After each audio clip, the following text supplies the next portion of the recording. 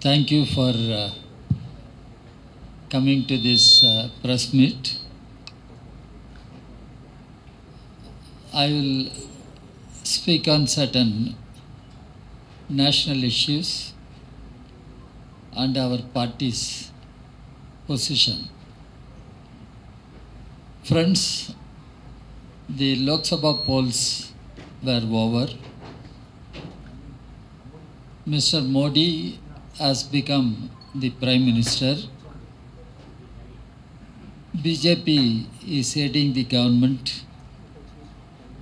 But what we should understand, BJP cannot claim it is victory for BJP.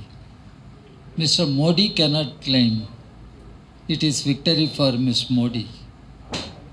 People have given them a fitting lesson for their disastrous policies.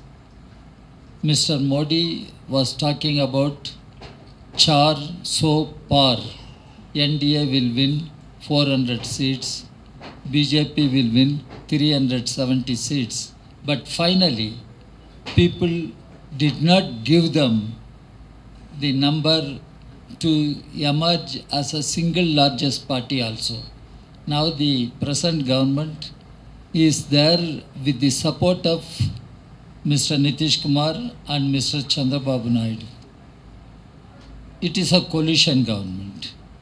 How long this government will last is a big question mark. How long this government will survive is a big question mark. But Mr. Modi claims people have voted for stable government. That is what the President's address pointed out. People voted for stable government.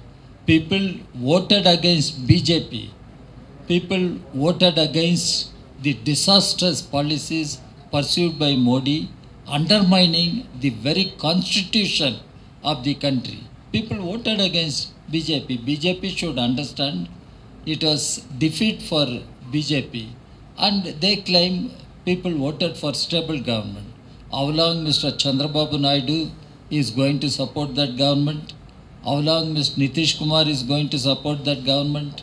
How long other allies are going to be with that government? One has to wait and see. But their survival is a big question mark. This is number one we should understand. The second one, immediately after Lok Sabha elections, budget was presented in Parliament. There was a huge debate on budget. Budget has thoroughly exposed Mr. Modi and his government's loyalty to corporate houses, big business houses.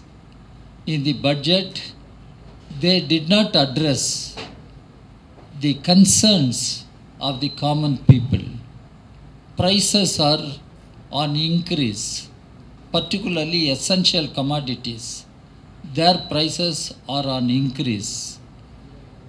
Inflation is on rise.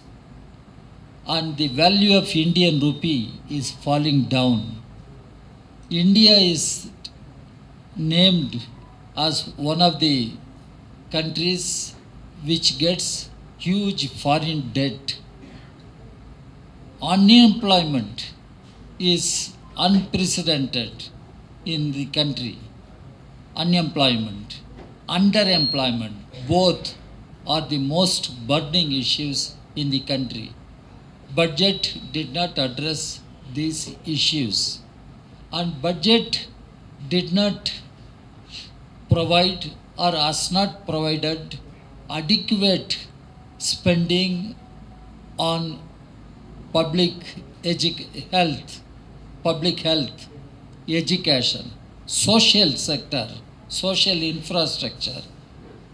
No adequate provision for education, healthcare, housing, all such things we should take note.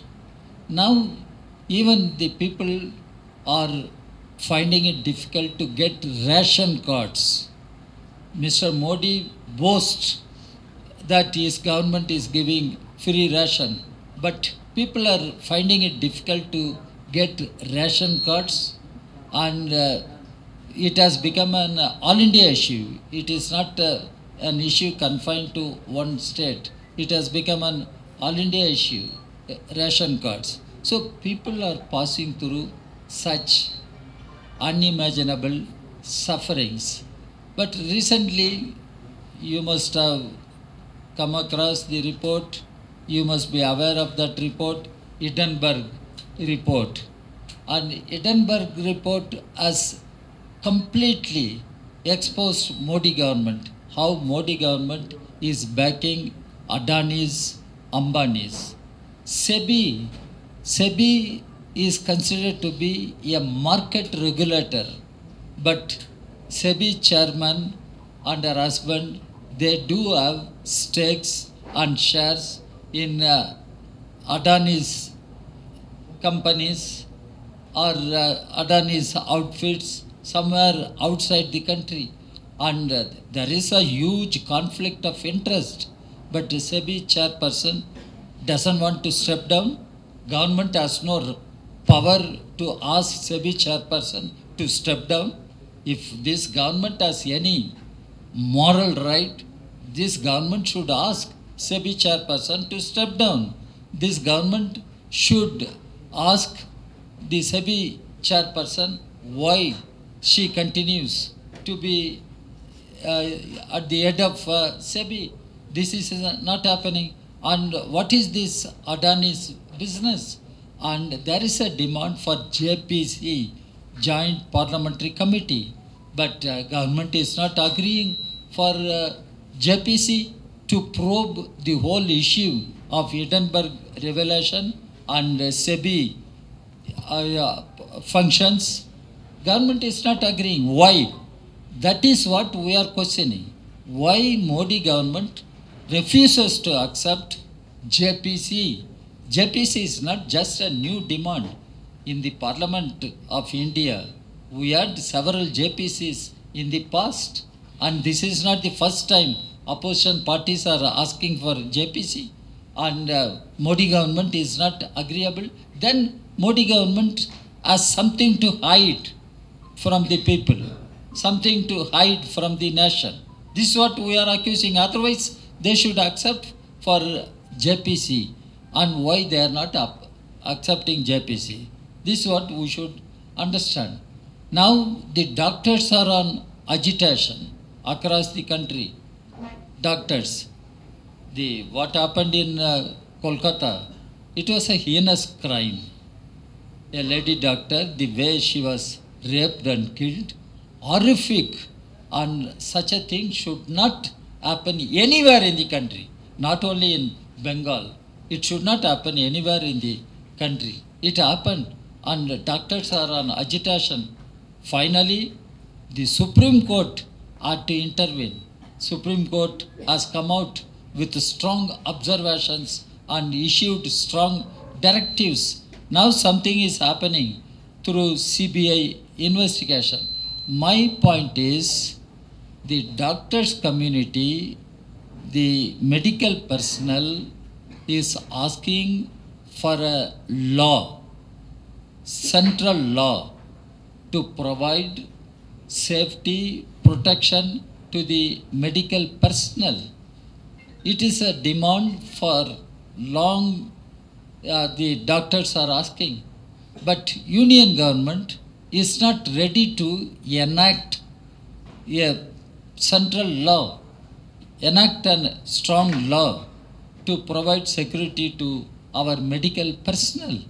Why? Why Modi government is not agreeing for enacting a special law to provide security to our medical personnel?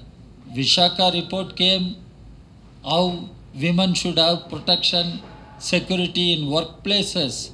But despite that, now doctors are not safe, particularly the lady doctors are not safe. and they are being treated, harassed like this, and there is a demand for strong law, and our party supports that demand. Union government should agree to enact such a law. This is what we are saying, and Mr. Modi is not agreeing to it. Country is passing through huge crisis. Now the on the issue of employment, suddenly Modi government asked the Union Public Service Commission to advertise for lateral entry. And people should understand what is this lateral entry. And lateral entry is not just an recruitment of people, but Modi government has made lateral entry into a general recruitment. That means it has undermined the very constitution. What Modi government tried to do is violative of the very constitution. Violative of very constitution. What Modi government tried to do is oppose to the policy of reservation, the policy of social justice. That is why countrywide protest emerged against lateral entry. Our party also strongly opposed it, and everywhere protests, and the parties, political parties. రాష్ట్రంలోని 33 జిల్లాల నిర్మాణ council సమావేశాలను ఏర్పాటు చేసుకున్నాం. దానికి ముందుగా మండల నిర్మాణ కౌన్సిల్ సమావేశాలను ఏర్పాటు చేసుకోవటం జరిగింది. కొన్ని చోట్ల గ్రామ స్థాయిలో కూడా సమావేశాలు, నిర్మాణ కౌన్సిల్స్ ఏర్పాటు చేసుకున్నాం. దాని ఉద్దేశం, అర్థం ఏమంటే, కమ్యూనిస్ట్ పార్టీగా నిరంతరం ఇది ఒక జడ పదార్థంగా కాకుండా ఒక చైతన్యవంతమైనటువంటి పార్టీగా కమ్యూనిస్ట్ పార్టీని నడిపించుకోవాలి. ఆ క్రమంలో పార్టీ పరంగా జరుగుతున్నటువంటి రాజకీయ పరిణామాలు, ప్రత్యేకించి ఈ రాష్ట్రంలో ఆయా జిల్లాల్లో జరుగుతున్న పరిణామాల పట్ల స్పందిస్తూ ఎప్పటికప్పుడు దానిపైన చర్చిస్తూ దాన్ని ఆ సమస్యల పరిష్కారం కోసం పార్టీగా మేము ఏం చేయాలని ఒక నిర్ణయాలు చేయడానికి ఒక భాగం. రెండోది, ఆయా జిల్లాల్లో పార్టీ పరంగా ఇంకా క్రియాశీలకంగా, ఇంకా యాక్టివ్గా పార్టీ శ్రేణుల్ని ఎలా కదిలించాలి అనే దాంతో మాకు సంబంధించిన ప్రజా సంఘాలు ఇవన్నీ యాక్టివేట్ చేస్తూ ఆ విధమైనటువంటి ఒక క్రియాశీలక పార్టీగా, ఒక ఫైటింగ్ పార్టీగా, ఒక సమరశీల మిలిటెంట్ పార్టీగా తయారు చేసుకునేటువంటి దానిలో భాగమే ఈ నిర్మాణ సమావేశాలు. రేపు డిసెంబర్ 26 నుంచి సిపిఐ 100వ సంవత్సరంలోకి అడుగు పెడతా ఉంది. 100 సంవత్సరాల చరిత్ర కలిగినటువంటి కమ్యూనిస్ట్ పార్టీగా మేము ఈ భారతదేశంలో జరిగిన ప్రతి మార్పు వెనుక కమ్యూనిస్ట్ పార్టీ చోదక శక్తి ఉంది. తెలంగాణలో జరిగిన ప్రతి మార్పు వెనుక కమ్యూనిస్ట్ పార్టీ పాత్ర ఉంది. ముఖ్యంగా రేపు సెప్టెంబర్ 11 నుంచి 17 వరకు తెలంగాణ సాయుధ పోరాట వారోత్సవాలు కూడా జరుపుతూ ఉన్నాం. ఇది కూడా కమ్యూనిస్ట్ పార్టీ పోరాట ఫలితమే మీ అందరికీ తెలుసు. అలాగే కమ్యూనిస్ట్ పార్టీగా ఆ పోరాటం ఆనాడు జరిపిన తెలంగాణ సాయుధ పోరాటం వల్లనే ఈనాడు ఈ తెలంగాణ మనం సాధించుకోవటం కూడా జరిగింది. సో ఈ నేపథ్యంలో ఇప్పుడు జరిగేటువంటి ఈ నిర్మాణ కౌన్సిల్ సమావేశాలు ఎంతో ప్రాధాన్యత కలిగినవిగా మేము భావిస్తూ, ఇప్పుడు మా పార్టీగా అన్ని జిల్లాల్లో కొన్ని సమస్యలు ఉత్పన్నం అవుతూ ఉన్నాయి. ముఖ్యంగా ఇప్పుడు ఆ పాత ప్రభుత్వం వెళ్ళిపోయి కొత్త ప్రభుత్వం వచ్చి 8 నెలలు అవుతూ ఉంది. పాత ప్రభుత్వం సృష్టించినటువంటి సంక్షోభం ఇంకా కొనసాగుతుంది. అందులోంచి ఈ కొత్త ప్రభుత్వం బయటపడలేకపోతుంది. ఆ సంక్షోభాన్ని సమర్థవంతంగా ఎదుర్కొని కొత్త ప్రభుత్వం వారు చేసిన హామీలు, లేకపోతే ప్రజలకు ఇచ్చినటువంటి హామీలు, లేకపోతే వాగ్దానాలు దాన్ని నెరవేర్చుకోవాల్సినటువంటి కర్తవ్యం ఈ ప్రభుత్వం పైన ఉంది. అందువల్ల మేము కమ్యూనిస్ట్ పార్టీగా స్నేహపూర్వక పార్టీ అయినప్పటికీ కూడా ఇవాళ రైతాంగంలో అనేక అంశాలు ఉన్నాయి. రుణమాఫీకి సంబంధించి అందరికీ అందలేదని ఒక అసంతృప్తి వస్తుంది. అలాగే మన విద్యుత్ జ్యోతి జీరో బిల్స్ రావట్లేదని, అలాగే గ్యాస్ సిలిండర్కి సంబంధించిన డబ్బులు ఖాతాల్లో రావట్లేదని, ఇటువంటి చాలా వస్తున్నాయి. మేము ఈ ప్రభుత్వాన్ని హెచ్చరిస్తున్నాం, మీరు జాగ్రత్తగా తొందరగా మార్చుకోవాలి. ఎందుకంటే మేము ఆ రోజు అసెంబ్లీలో మాట్లాడుతూ కూడా నేను చెప్పాను, 1 సంవత్సర కాలం సమయం ఇద్దామని. 8 నెలలు అయిపోతుంది. వెంటనే వాళ్ళు మార్చుకోవాల్సిన అవసరం ఉంది. లేకపోతే ఎంతసేపు ఆ పాత ప్రభుత్వాన్ని అంటూ కూర్చుంటే ఉపయోగం ఉండదు. అందువలన ఈ అన్ని అంశాలు కూడా మేము చర్చిస్తున్నాం. చర్చించి ఖచ్చితంగా ఈ ప్రభుత్వం నిలబడాలని మేము కోరుకుంటాం. ఎందుకంటే ఈ ప్రభుత్వం దెబ్బతింటే మళ్ళీ బీజేపీకి అవకాశం ఇవ్వకూడదు. బీఆర్ఎస్ కోలుకోలేదు. బీఆర్ఎస్ అనేది ఇక అయిపోయింది, దానికి ఇప్పట్లో అది లేవలేదు. బీజేపీ అనేది రాకూడదు తెలంగాణలో. దీన్ని ఈ ప్రభుత్వం ఉండాలని కోరుకుంటూనే మీరు ప్రజలకి వ్యతిరేకమైనటువంటి పద్ధతుల్లో ఉన్నప్పుడు, లేదా ప్రజల ఆకాంక్షలకు అనుగుణంగా పనిచేయనప్పుడు ఖచ్చితంగా మేము ప్రజల పక్షాన సిపిఐ పార్టీ ఉంటుందని తెలియజెప్పే క్రమంలో మీకు మీ దృష్టికి తీసుకుని వస్తూ, ఇప్పుడు మన రాజా గారు మాట్లాడిపోయే ముందు ఇప్పుడు మా జనరల్ సెక్రటరీ కామ్రేడ్ డి రాజా గారు మేము కోరిన వెంటనే ఆయనకి ఎన్ని ఇబ్బందులు ఉన్నా, ఏదో ఫారెన్ టూర్ కూడా ఉంది, అయినా కూడా ఈ మీటింగ్ యొక్క ఇంపార్టెన్స్ని దృష్టిలో పెట్టుకుని ఆయన రావటం జరిగింది. అలాగే మా నారాయణ గారు, అజీజ్ పాషా గారు, మొత్తం మా టాప్ లీడర్షిప్ అంతా కూడా ఇవాళ ఈ మీటింగ్ రావటం జరిగింది. ఈ మీటింగ్ తర్వాత దీనిలో అనేక అంశాలు చర్చించి ఓ దిశ ఏర్పాటు చేసుకుని మరింత రానున్న కాలంలో ఇవాళ చాలా జిల్లాల్లో కమ్యూనిస్ట్ పార్టీ వైపు వస్తున్నారు, సిపిఐ వైపు చాలా జిల్లాల్లో వస్తున్నారు. దీన్ని మరింతగా పెంచుకుంటాం, మరింతగా ఈ పార్టీని మళ్ళీ వెనకట్లాగా ఒక ఫైటింగ్ పార్టీగా తీర్చిదిద్దుకుంటామని తెలియజేస్తూ మా రాజా గారిని మిమ్మల్ని ఉద్దేశించి మాట్లాడవలసింది కోరుతా ఉన్నాను. Thank you.